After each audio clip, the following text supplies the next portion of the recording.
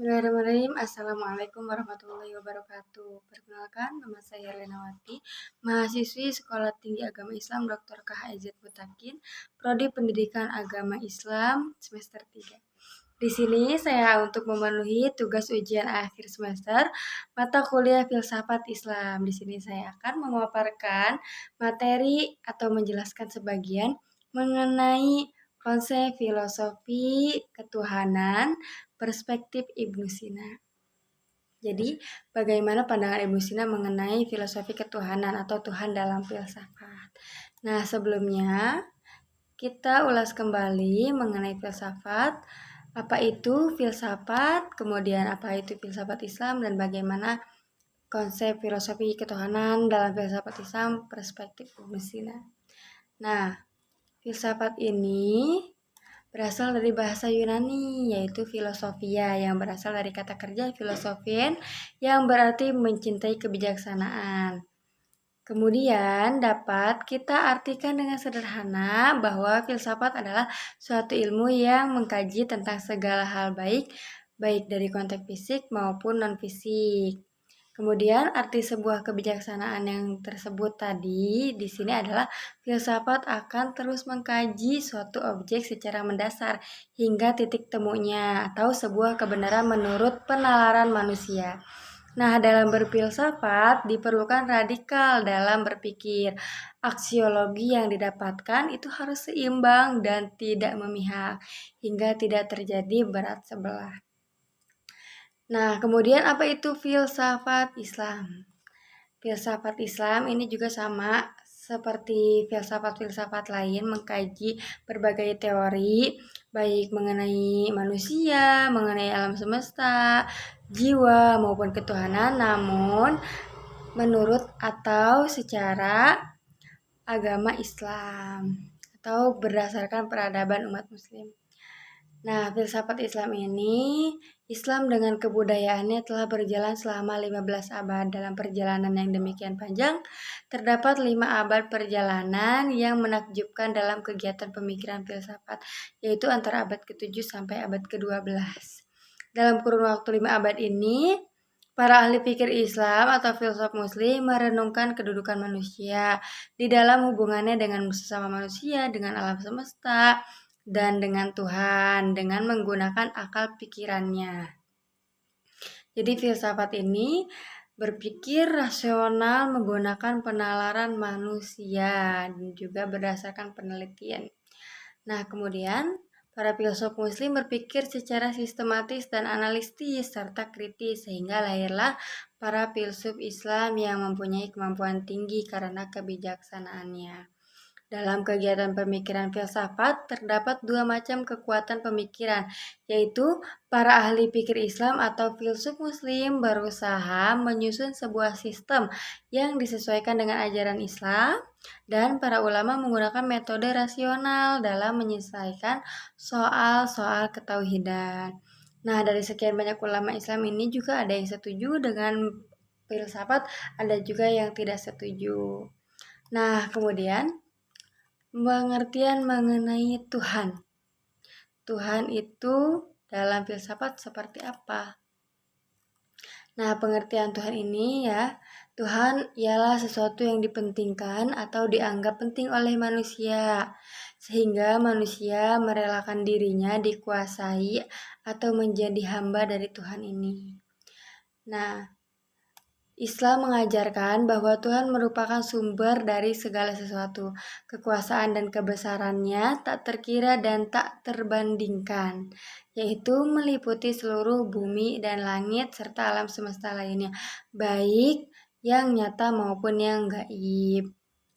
Dapat diambil kesimpulan sederhana ya mengenai pengertian Tuhan, yaitu Tuhan adalah yang maha sempurna tanpa ketergantungan terhadap makhluknya sedikit pun. Tuhan adalah zat yang maha kuasa adalah segala hal atas segala sesuatu, dunia dan akhirat. Tuhan tak pernah terbayangkan zat dan substansinya.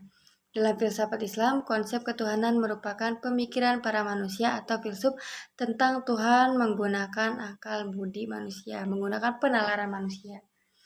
Al-Quran juga menjelaskan mengenai Tuhan. Dalam Al-Quran, sebuah kitab suci pedoman umat Islam, dijelaskan bahwa Tuhan itu adalah yang Maha Esa, tempatnya meminta, tidak beranak juga tidak diperanakan, dan tidak ada satupun yang dapat menyamai Tuhan.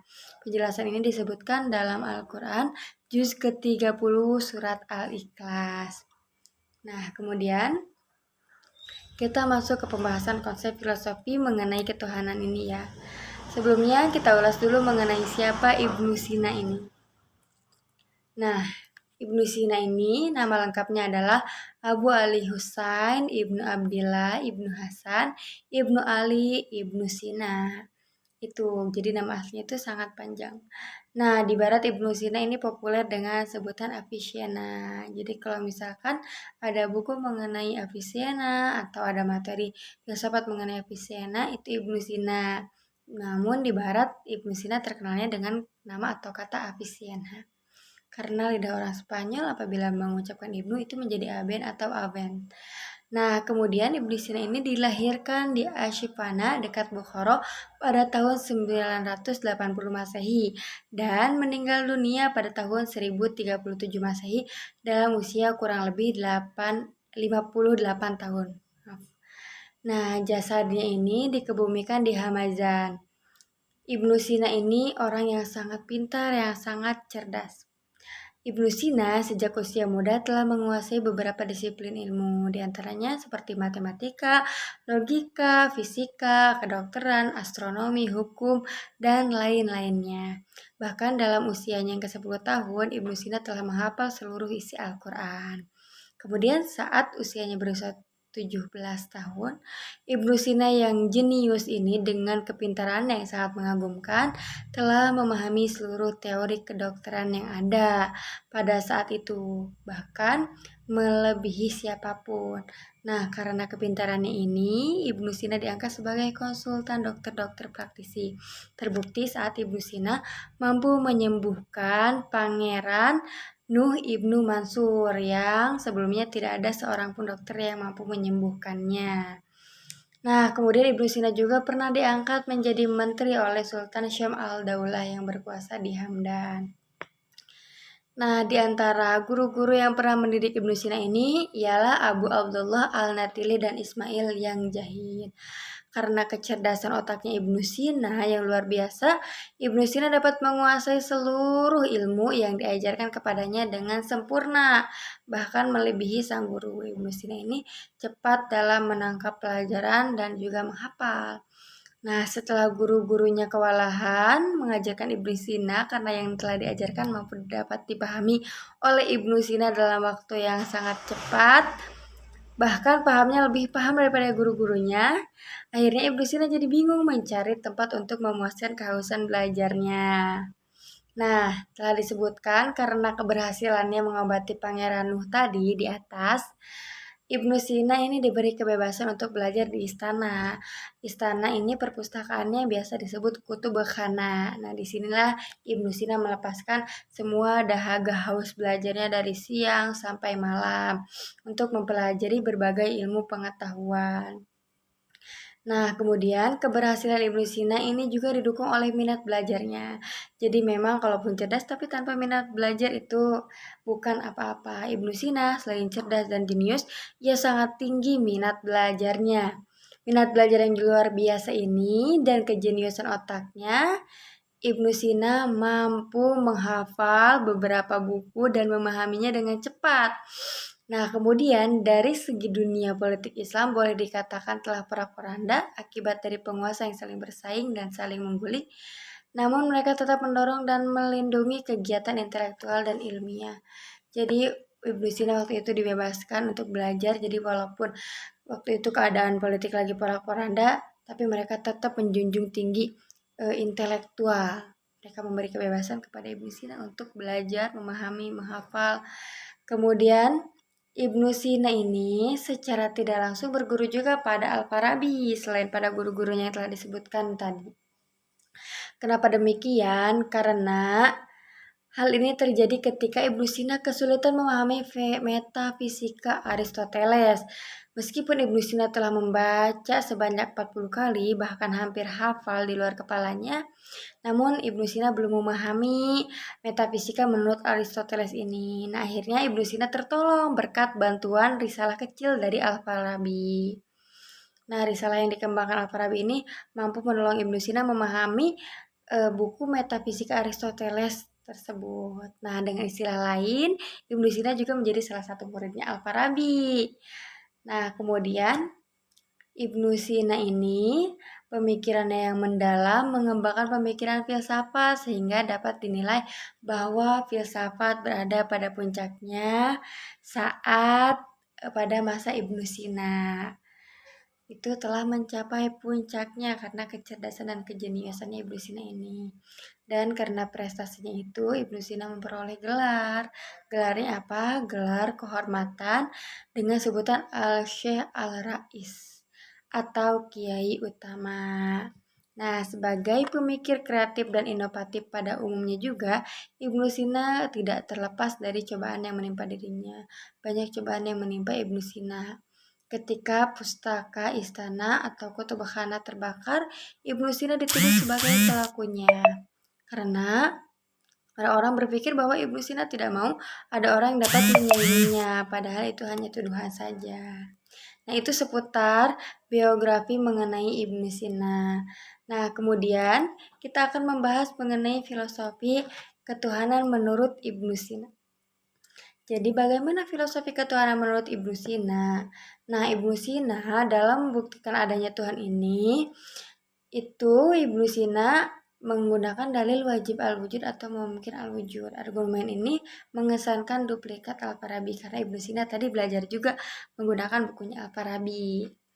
Nah, dalam wajib al-wujudnya Ibnu Sina ini, dalam pembuktian mengenai eksistensi Tuhan, Ibnu Sina menempuh jalan agak berbeda dengan ajaran agama Islam atau para filsuf lainnya. Maksudnya bagaimana? Nah, Ibnu Sina sebenarnya ini hanya melanjutkan dalil ontologi dari Aristoteles dan mengikuti Al-Farabi sebelumnya dengan membagikan wujud kepada dua jenis, yaitu wajib al-wujud dan mungkin al-wujud. Di sini kita akan menjelaskan atau kita akan sama-sama belajar mengenai wajib al-wujud. Wajib al-wujud Ibnu Sina ini yang sangat terkenal dalam filsafat, yaitu wajib al-wujud adalah sesuatu yang ada yang jika diandaikan tidak ada pun itu mustahil. Jadi wajib al-wujud ini mesti ada. Karena apabila diandaikan tidak ada, itu menjadi mustahil. Sedangkan mungkin al-wujud itu adalah sesuatu yang boleh ada dan boleh tidak ada. Apabila diandaikan tidak ada juga, tidak apa-apa. Nah, Ibnu Sina maksudnya ini, Ibnu Sina membagikan konsep wajib al-wujud menjadi dua bagian, yaitu wajib al-wujud bijatihi dan wajib al-wujud bighairihi.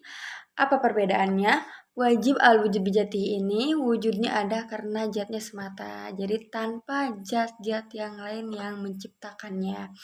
Sehingga mustahil jika diandaikan tidak ada, karena adanya tidak butuh sebab yang lain di luar dirinya.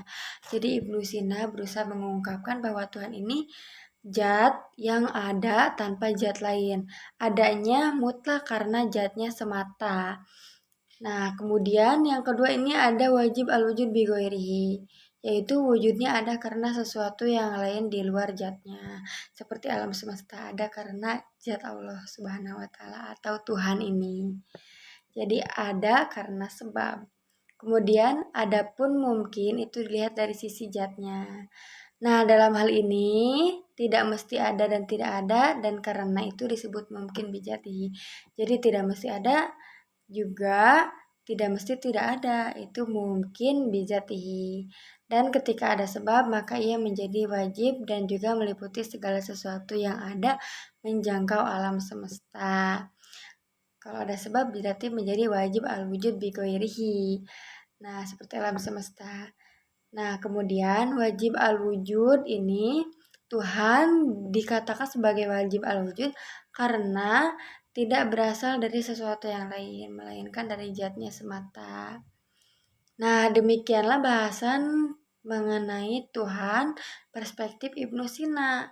Jadi Ibnu Sina ini juga kebanyakan pemikiran-pemikiran filsafatnya banyak dikemukakan oleh Al-Farabi sebelumnya, karena Ibnu Sina juga berguru kan pada Al-Farabi.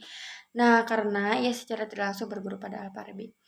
Namun Ibnu Sina juga berhasil memberi uraian secara rinci dan lengkap dengan pemikiran yang menarik. Jadi inti pemikiran filosofi mengenai ketuhanan ini, perspektif Ibnu Sina itu dirumuskan dengan wajib al-wujud atau filsafat ketuhanan wujud. Wajib al-wujud tadi ada dua, ada wajib al-wujud bijatihi dan wajib al-wujud bighairihi. Kalau wajib al-wujud bijatihi itu yang ada mutlak dengan zatnya sendiri tanpa ada sebab dari yang lain atau tanpa diciptakan dari zat yang lain. Sedangkan wajib al-wujud bighairihi itu adanya karena ada sebab dari yang lain atau dari zat yang lain, seperti adanya alam semesta karena diciptakan oleh Tuhan yang Maha Kuasa. Sedangkan adanya Tuhan, Ibnu Sina berusaha menjelaskan bahwa Tuhan ini mutlak adanya karena zatnya sendiri. Tuhan ini zat yang berdiri sendiri tanpa bantuan orang lain dan bukan diciptakan oleh zat apapun.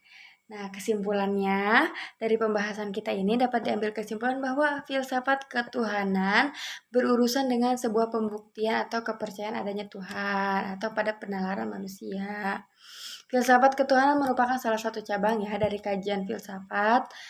Nah, kemudian filosofi ketuhanan Ibnu Sina mengenai adanya Tuhan ini dikemukakan dengan argumennya yaitu wajib al-wujud. Ibnu Sina ini dalam membuktikan adanya Allah tidak perlu mencari dalil dengan salah satu makhluknya, tetapi cukup dengan dalil adanya wujud pertama, yakni wajib al-wujud.